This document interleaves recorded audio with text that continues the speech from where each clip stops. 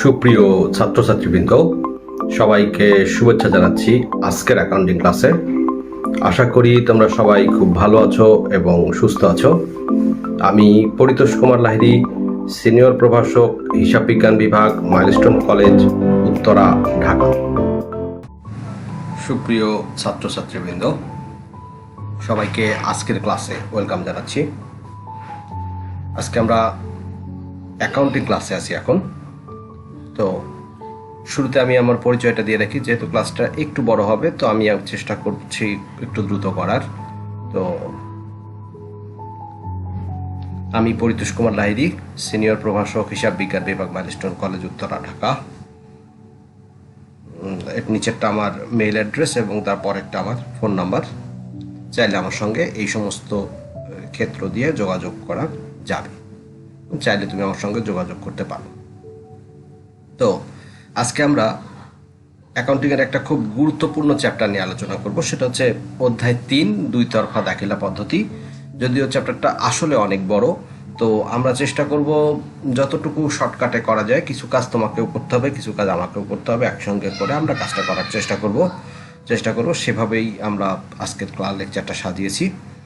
তো আজকে আমরা আসলে শুরু করব হচ্ছে প্রাথমিক আলোচনা থেকে। আমরা জাস্ট প্রারম্ভিক কিছু আলোচনা করে নেব। আর এই চ্যাপ্টারের যে অঙ্কগুলো আছে সেই অঙ্কগুলোর উপরে এর আগে তোমাদের ক্লাসে করানো হয়ে গেছে। তো আমরা আজকে জাস্ট শুধু এমসিকিউ সংক্রান্ত বিষয়গুলোর সঙ্গে আমরা একটু যোগাযোগ করব বা দেখার চেষ্টা করব। যেহেতু আমরা দুই তরফা দাখিলা পদ্ধতির ক্লাসে আছি, তাহলে আমাদেরকে আসলে জানতে হবে দুই তরফা দাখিলা পদ্ধতি কি। তো আমরা বলছি দুই তরফা দাখিলা পদ্ধতি হচ্ছে double entry system of book keeping. দুই তরফা দাখিলা পদ্ধতি বা double entry system of book keeping. তো এটাকে কাকে বলে? তো বলা হচ্ছে 1494 সালে লুকা প্যাসিওলি কর্তৃক, মানে আধুনিক হিসাব বিজ্ঞানের জনক, যারা এর আগের ক্লাস করেছো তারা খুব ভালো করে জানো, আধুনিক হিসাব বিজ্ঞানের জনক লুকা প্যাসিওলি কর্তৃক এই পদ্ধতি, যে পদ্ধতিটার নাম করা হয় তার নামে দুই তরফা দাখিলা পদ্ধতি। 1494 সালে লুকা প্যাসিওলি কর্তৃক উদ্ভাবিত পদ্ধতির নাম হচ্ছে দুই তরফা দাখিলা পদ্ধতি। এবং এখনো পর্যন্ত আবিষ্কৃত যত পদ্ধতি আছে তার মধ্যে এটি সবচেয়ে নির্ভরযোগ্য, বিজ্ঞানসম্মত এবং পূর্ণাঙ্গ পদ্ধতি। এই পদ্ধতিতে বলা হয় প্রতিটি লেনদেনের দুই বা ততোধিক পক্ষ থাকে। একটা করে লেনদেনের দুই বা ততোধিক, অর্থাৎ দুইটাও থাকতে পারে, ন্যূনতম দুইটা, এবং তার চেয়ে বেশিও থাকতে পারে। তাদের দুই ভাগ করে, অর্থাৎ দুই দিকে দুই ভাগ করে সমান অঙ্ক দ্বারা, মানে সমান টাকার পরিমাণ দ্বারা বা সমান অর্থের পরিমাণ দ্বারা, সমান সংখ্যা দ্বারা ডেবিট ও ক্রেডিট দুই ভাগে ভাগ করাকেই দুই তরফা দাখিলা পদ্ধতি বলে। তাহলে দুই তরফা দাখিলা পদ্ধতি জানতে যে আমরা দুইটা জিনিস জানলাম। একটা হচ্ছে কত সালে এটার উৎপত্তি, 1494 সালে। কে এটা তৈরি করেছে বা কে এটা নিয়ে প্রথম কথা বলে, তিনি হচ্ছেন লুকা প্যাসিওলি, যিনি আধুনিক হিসাব বিজ্ঞানের জনক। এবং কি বলা হচ্ছে, একমাত্র এটাই নির্ভরযোগ্য পদ্ধতি। আর এই পদ্ধতির কাজের ধরন কি, প্রত্যেকটা লেনদেন থেকে আমরা দুইটা পক্ষ বের করে তাদেরকে সমান অঙ্ক দ্বারা ডেবিট বা ক্রেডিট দুই ভাগে ভাগ করি।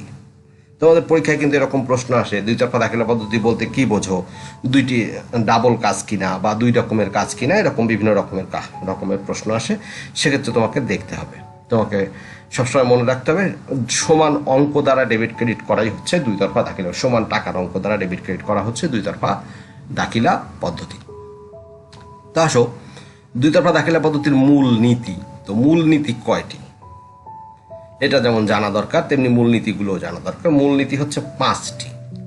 তো প্রথমটা হচ্ছে আমরা বলছি দ্বৈত সত্তা। কিছুক্ষণ আগে শিখে আসলাম প্রতিটি লেনদেনের দুইটা করে, অর্থাৎ দুই তরফা দাখিলা পদ্ধতি এই দুইটা পক্ষ থাকতেই হবে। অর্থাৎ আমি এর আগের ক্লাসেও বলেছি, আমার ডান পকেট থেকে নিয়ে টাকা বাম পকেটে রাখলাম, এতে আমার অর্থনৈতিক অবস্থার পরিবর্তন হলো, মানে ডান পকেট থেকে বাম পকেটে চলে গেছে।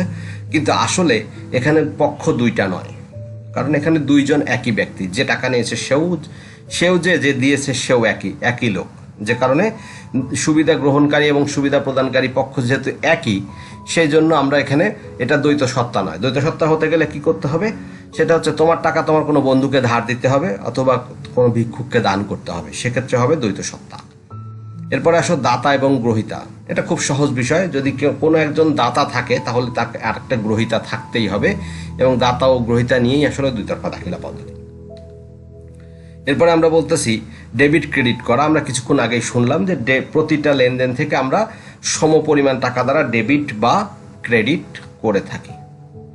এবং সমান অঙ্কে আদান প্রদান, অর্থাৎ বেতন দিলাম 5,000 টাকা, তুমি পেলে 4,000 টাকা, এভাবে হবে না। অর্থাৎ আমি যদি তোমাকে 5,000 টাকা দেই তাহলে তোমাকে পেতেও হবে 5,000 টাকায়, 6,000 টাকাও না, আবার 5,001 টাকাও নয়।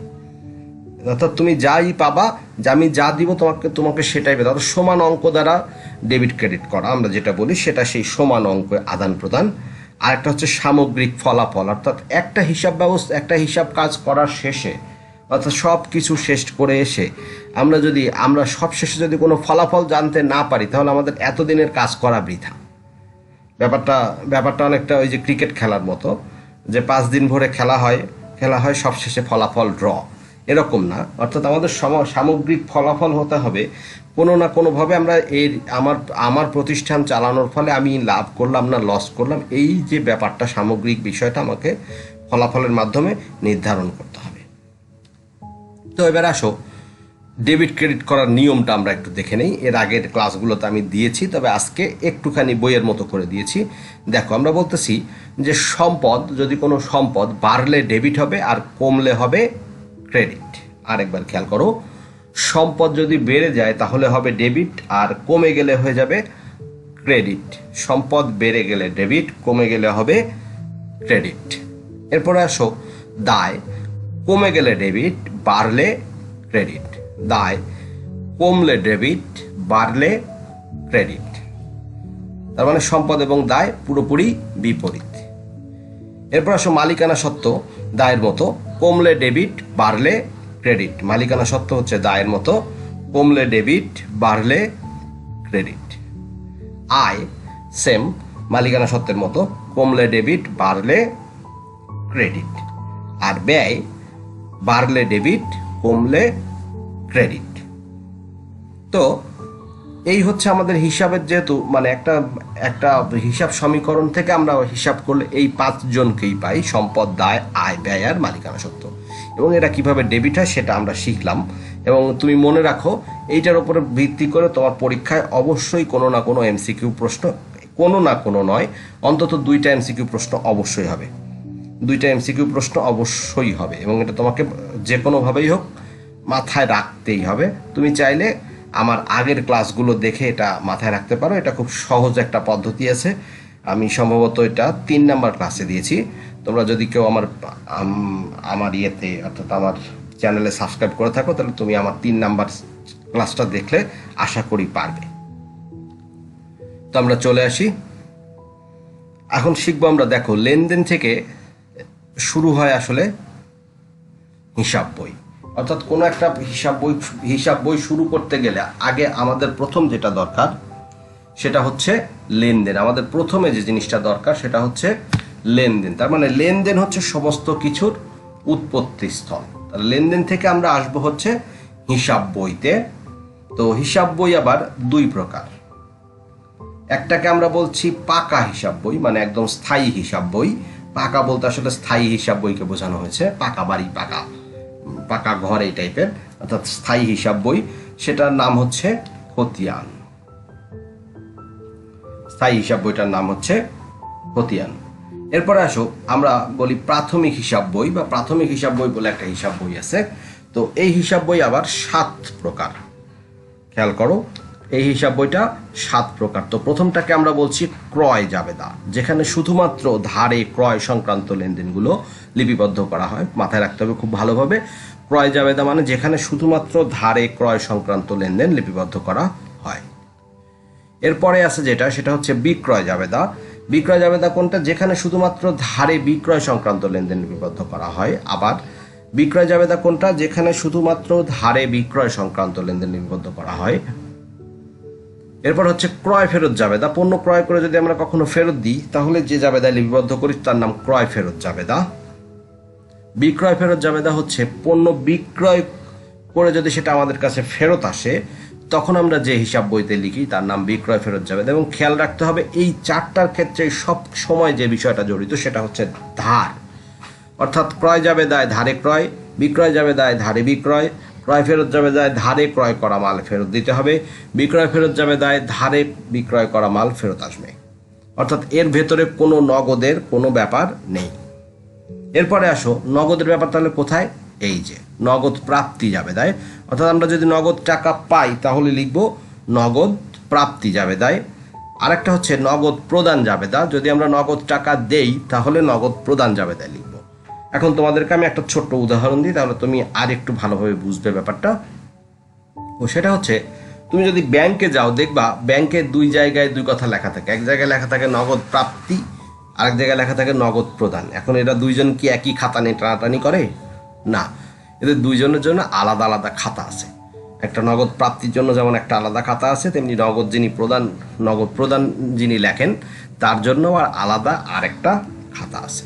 তো এই জন্য এটাকে বলি নগদ প্রাপ্তি জাবেদা আর নগদ প্রদান জাবেদা। এরপরের জাবেদাটার নাম হচ্ছে প্রকৃত জাবেদা। সেটা কি? যেটা নগদ প্রাপ্তি এবং প্রদান জাবেদায় লেখা যায় না তাদেরকে আমরা লিখি হচ্ছে প্রকৃত জাবেদায়। যে সমস্ত জাবেদাগুলো নগদ প্রাপ্তি এবং প্রদান জাবেদায় লেখা যায় না তাদেরকে আমরা বলি প্রকৃত জাবেদা। তো এবার আমরা চলে আসি একতরফা দাখিলা পদ্ধতি। এটা জানা খুব জরুরি, কারণ হচ্ছে একতরফা দাখিলা পদ্ধতি আসলে দুই তরফা দাখিলা পদ্ধতির ব্যবহার হয় হচ্ছে লার্জ স্কেলে যে সমস্ত কোম্পানি আছে সেগুলোর ক্ষেত্রে। এখন ধরো যারা দিনে কোটি কোটি টাকা লেনদেন করে তাদের ক্ষেত্রে, যেমন একজন পানের দোকানদার যদি দুই তরফা দাখিলা পদ্ধতিতে হিসাব রাখে তাহলে ও যে টাকা লাভ করবে তা ওর খাতা কিনতে শেষ হয়ে যাবে। তো এই জন্য এদের জন্য একটা পদ্ধতি আছে, তার নাম হচ্ছে একতরফা দাখিলা পদ্ধতি। সেটা কাকে বলে দেখো, যে সকল প্রতিষ্ঠান আয়তনে ছোট লেনদেন কম, যে সকল প্রতিষ্ঠান আয়তনে ছোট লেনদেন কম সে সকল প্রতিষ্ঠানে একতরফা দাখিলা পদ্ধতিতে হিসাব সংরক্ষণ করা হয়। সে সকল প্রতিষ্ঠানে কোন পদ্ধতিতে? একতরফা দাখিলা পদ্ধতিতে হিসাব সংরক্ষণ করা হয়। এই পদ্ধতিতে কোনো লেনদেনের একটি পক্ষ, কোনো লেনদেনের দুইটি পক্ষ, কোনো লেনদেন হিসাবভুক্তই করা হয় না। আসলে এটি কোনো বিজ্ঞানসম্মত পদ্ধতি নয়। মানে যে সমস্ত ছোট ছোট প্রতিষ্ঠানগুলো আছে তারা একটা বিশেষ পদ্ধতিতে হিসাব রাখে, তার নাম হচ্ছে একতরফা দাখিলা পদ্ধতি। এই পদ্ধতিতে কি করা হয়, কিছু কিছু লেনদেন আছে যেগুলোকে একটা পক্ষ লেখা হয়, আবার কোনো কোনো লেনদেন আছে দুইটা পক্ষ লেখা হয়, আবার কোনো কোনো লেনদেন কখনো হিসাবভুক্তই করা হয় না। কোনো কোনো লেনদেন কখনো হিসাবভুক্তই করা হয় না, সেজন্য এদেরকে বলা হয় একতরফা দাখিলা পদ্ধতি। আসলে এটা কোনো বিজ্ঞানসম্মত পদ্ধতি। আরো ভালো করে বললে একতরফা দাখিলা পদ্ধতি আসলে একতরফা, দুই তরফা এবং বেদাখিলার সংমিশ্রণ। একতরফা দাখিলা পদ্ধতি হচ্ছে একতরফা, দুই তরফা এবং বেদাখিলার সংমিশ্রণ। আসলে তাহলে কোন পদ্ধতিতে এরা হিসাব রাখে? এরা হিসাব রাখে হচ্ছে প্রথমে একটা মূলধন বের করে, প্রারম্ভিক মূলধন। তাহলে প্রারম্ভিক সম্পদ মাইনাস প্রারম্ভিক দায়, এই সূত্র দিয়ে এরা একটা মূলধন বের করে। এই জন্য এটাকে বলা হয় প্রারম্ভিক মূলধন।